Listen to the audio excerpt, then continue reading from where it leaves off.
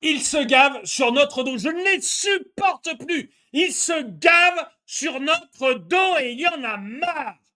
Il y en a ras-le-bol. Là, j'ai encore un exemple qui saute aux yeux, C'est Business France, et c'est pas moi qui le dis, c'est un député.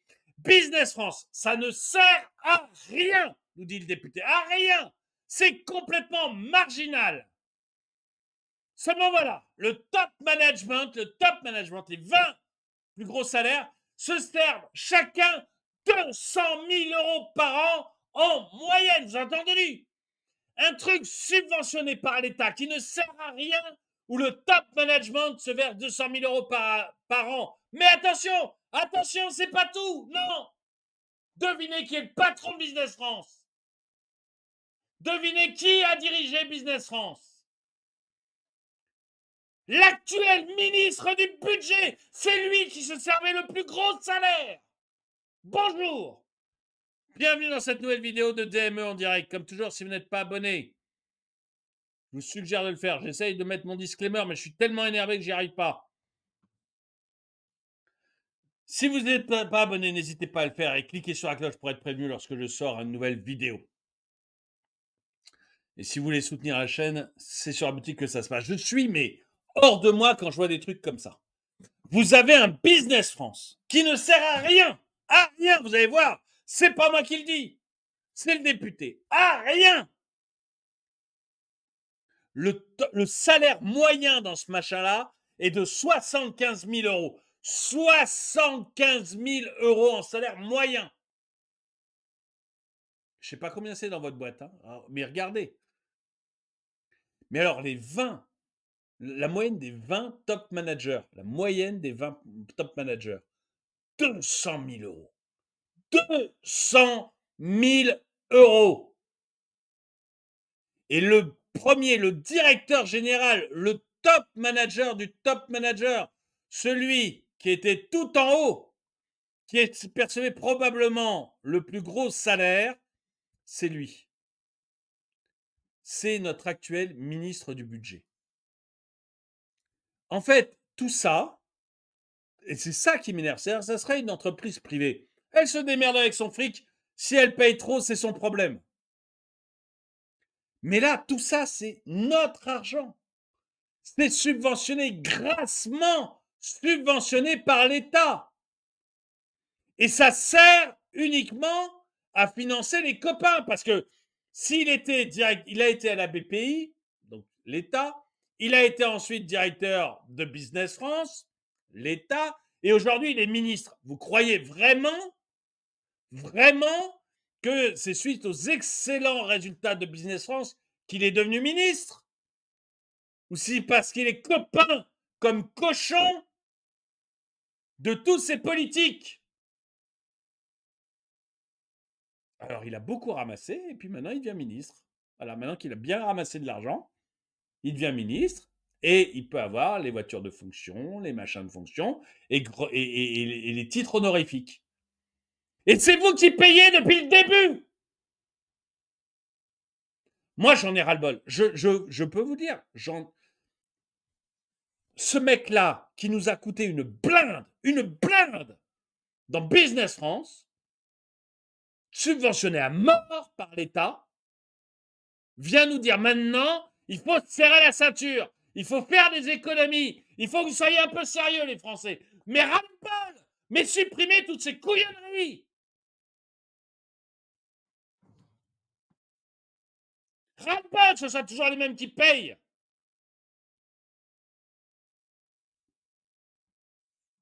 Je vais vous passer la vidéo, excusez-moi. Merci, Monsieur le Président. Écoutez, c'est simple, hein, nous manquons d'argent, nous devons donc dépenser moins.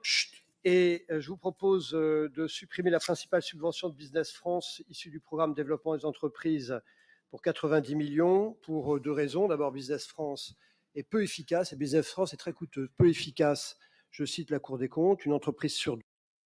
Ah, mais ça serait drôle si ce n'était pas énervant à ce point-là, honnêtement. Hein. C'est peu efficace et c'est coûteux. Et c'est peu efficace, c'est pas moi qui le dis, hein. C'est la Cour des comptes, mon chien. Mais supprimez tous ces commissariats au plan, tous ces comités Théodule qui ne servent qu'à une chose, se donner bonne conscience et donner des jobs aux copains. Deux accompagnés par Business France estime n'avoir pas conclu de contrat.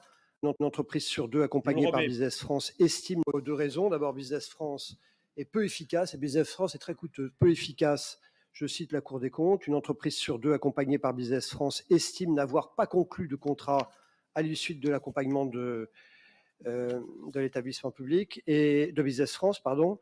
Et l'action de Business France mérite d'être placée dans un cadre global de situation de commerce extérieur. Le commerce extérieur, les exportations, plus de 500 milliards d'euros.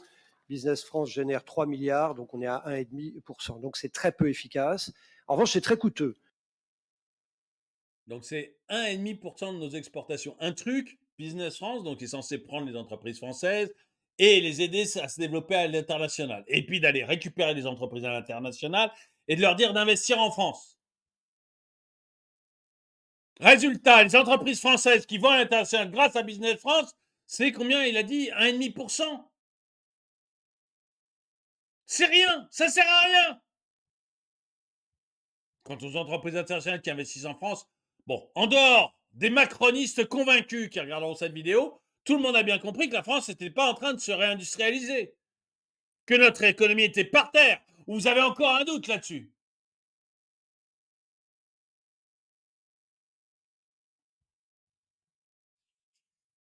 C'est très coûteux. Il y a 1493 équivalents temps plein. Le coût unitaire moyen des salaires, c'est 73 400 euros. On est 1493 équivalents temps plein pour des trucs qui servent à rien. 73 000 euros de salaire. C'est ça, 73, hein? Ouais, 73 000 euros comme salaire moyen.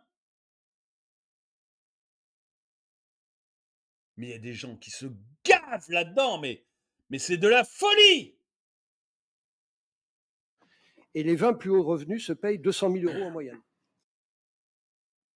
Les 20 plus hauts revenus, 200 000. Mais franchement, lequel d'entre nous gagne 200 000 euros? Eux, c'est la moyenne des 20 plus hauts revenus. C'est-à-dire qu'ils gagnent. Il y en a qui gagnent beaucoup plus, comme celui que je vous ai montré là. Comme notre actuel ministre, il gagne beaucoup plus. 200 000 euros en moyenne, avec l'argent public. Donc, moi, je vais vous dire les choses. Je pense qu'ils peuvent fonctionner, et ils peuvent se débrouiller pour fonctionner avec leurs ressources propres. Hein. Le budget, c'est plus de 468 millions d'euros en 2020. Et tous ces gens sont sans doute très sympathiques, mais ils se versent de confortables salaires et ils ne sont pas très efficaces. Donc voilà la raison de la suppression de cet élément. Mais le nombre d'agences comme ça, je vais vous montrer. Il y a quelqu'un qui m'a envoyé un tweet. J'ai bien aimé, donc je vais le citer. Mais tu sais, moi, je suis convaincu d'une chose. Il faut que l'État disparaisse. C'est-à-dire qu'il faut qu'il soit réduit au maximum. Au maximum.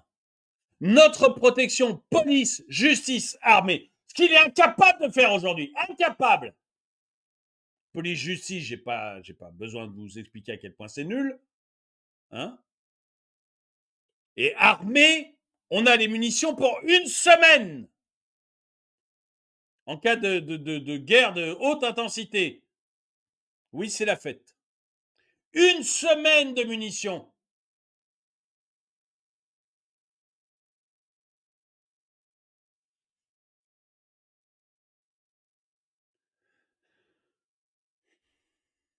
Et au lieu de ça, l'État va s'occuper d'un tas de choses dans lesquelles il est totalement incompétent.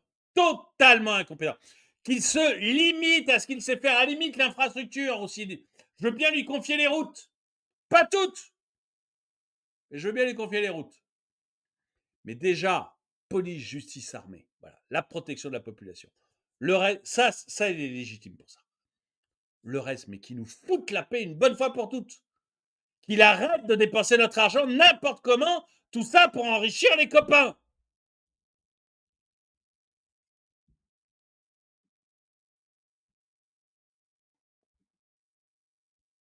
C'est ce tweet-là qui m'a fait penser à ça. Il faut clairement que l'État arrête d'essayer autre chose que notre sécurité, notre santé et nos infrastructures essentielles. Dédicace à Droma Economy qui a fini par me convaincre. excellent vulgarisateur en économie. Alors, merci beaucoup. Web3 bar, merci beaucoup. Mais je pense que même qu'à santé, c'est pas utile. C'est vraiment pas utile. Ouais, je suis d'accord sur le reste, mais la santé, c'est vraiment pas utile. Tu rends les mutuelles obligatoires et tu dis que les mutuelles couvriront au premier euro. C'est bon. C'est très bon. Regarde la façon dont sont gérés les hôpitaux et tu viendras me redire que c'est utile que l'État gère les hôpitaux. Ouais, c'est une catastrophe dans tout l'État. Qu'ils nous foutent la paix, qu'ils nous foutent la paix, ça sera une bonne chose. Donc pour la santé, la mutuelle obligatoire, et pour ceux qui n'ont pas du tout les moyens d'avoir une mutuelle, si vraiment, vraiment il faut, bah, vous créez, vous faites à la limite l'État qui paye à leur place. Mais je suis même pas sûr. Mais déjà qu'ils s'occupent de pays justice armée, ça sera déjà très très beau. Si déjà ils étaient capables de faire ça, ça serait pas mal. Mais qu'ils arrêtent de subventionner des trucs comme ça. Ça ne sert à rien. Là, on commence à parler des solutions. Il y a trop de comités théodules, d'agences, d'associations, etc., financés par le contribuable, qui ne produisent pas de résultats et qui coûtent un pognon de gain. Le plan, le commissariat au plan, inventé, ressuscité, on avait arrêté ça parce que ça servait à rien. Donc, à un moment, on a un président, je ne sais pas lequel, avait dit, mais ça sert à rien, donc on arrête. Macron l'a recréé uniquement pour pouvoir recaser Bayrou. Ça n'a servi qu'à ça. Bayrou ne pouvait plus être ministre parce qu'il avait été pris dans une affaire judiciaire, je ne sais plus laquelle. Du coup, on lui a filé le commissariat au plan. Voilà, on l'a recréé, on lui a filé. Et vous voyez, depuis l'économie va bien. Depuis qu'on a un commissariat au plan, tout va bien. En France. Si vous avez échappé au problème d'augmentation du prix de l'énergie et de l'électricité, si vous avez échappé à l'inflation, si vous avez échappé à la désindustrialisation de la France, si votre pouvoir d'achat n'a jamais été aussi bon, aussi merveilleux, c'est grâce au plan. Merci le plan. Mais supprimez tous ces trucs qui ne servent à rien. Vous vous rendez compte, il y a même, moi je me souviens très bien, pendant les Gilets jaunes, vous avez eu, on a tous découvert le Haut Commissariat, dont la fonction, je ne me rappelle même plus son nom, dont la fonction est de faire en sorte que l'État communique avec les citoyens. Eh bien, il y a un Haut Commissariat qui est chargé de ça. Et la patronne du Haut Commissariat, qui est une ancienne ministre, dont le nom m'échappe aussi, la patronne du commissariat avait dit non, mais moi, je ne peux pas organiser les réunions entre l'État et les Gilets jaunes, je gagne beaucoup trop d'argent. Elle gagnait 15 000 euros par mois pour un commissariat dont tout le monde se fout, qui sert à rien, qui a peut-être été créé pour elle en tant qu'ancienne ministre.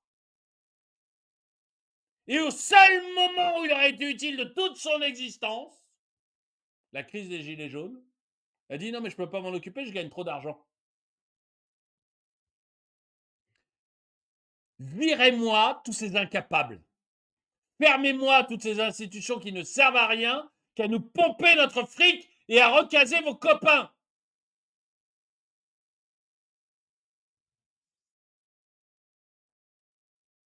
Conseil économique et social, là aussi, Conseil économique et social. Merveilleux. Des gens qui produisent 10 rapports par an que personne ne lit. Un conseil qui est composé uniquement de copains, de recalés du suffrage universel et de syndicalistes.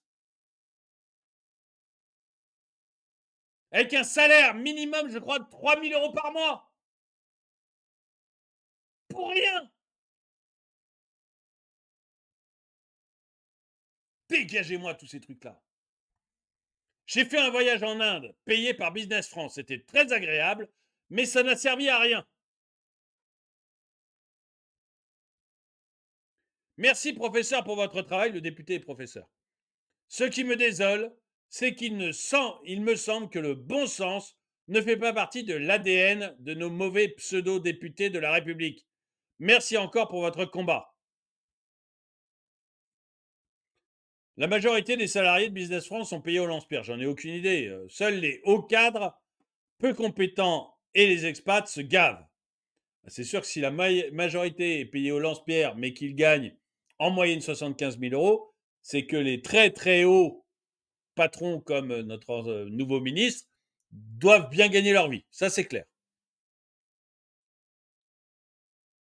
Parlons-en de Business France, où j'ai été confronté à un mur sans aucune efficacité pour un projet d'envergure. Là, il y a quelqu'un qui trouve bien parce que c'est la seule agence qui soutient le commerce extérieur. Oui, mais alors, je suis désolé, mais si le chiffre donné par le député est bon, c'est-à-dire que ça représente 1,3% du commerce extérieur, ça ne sert à rien. Si ça disparaît demain, personne ne s'en rendra compte. Enfin, ceci dit, peut-être que Bastien y travaille, je ne sais pas. Qui a dirigé cet organisme et qui en est le patron? Il faudrait en parler à Laurent Saint-Martin. Espérons qu'il soit meilleur au budget. Notre ministre du budget. Si, grâce à vous, Business France découvrait les vertus peut-être du Pay for Performance, ce serait une très bonne chose. Oui, les vertus. Ben oui, non mais c'est ça. Qu'ils se fassent payer à la performance et pas par l'État, par les entreprises reconnaissantes parce qu'ils auront trouvé des marchés. Lorsqu'une administration met en place une structure, aucun audit n'est fait pour en connaître l'efficience et éventuellement le corriger. En fait, elle crée des emplois de fonctionnaires pour un État de plus en plus socialiste. Exactement, c'est vraiment ça, quoi. Alors, ils ne sont pas fonctionnaires à Business France, mais c'est ça, on crée des emplois qui ne servent à rien, mais à mon avis, c'est surtout pour y placer, je pense que c'est surtout pour y placer un copain à la tête, qui va se gaver, mais comme jamais. Il faut tout supprimer, tout. Faites le même calcul pour France Travail. Eh ben, je suis bien d'accord. Il faut bien caser tous les amis, qui n'ont pas été réélus. Afuera. Mais je suis parfaitement d'accord avec tout ça. C'est impressionnant. Bon, j'ai pas écouté, donc je sais pas ce que ça dit. Puis ça dure 5 minutes, donc vous irez l'écouter si vous voulez. Il y a le lien dans la description. Puis ça dure 5 minutes, donc on va pas se taper 5 minutes d'une autre personne.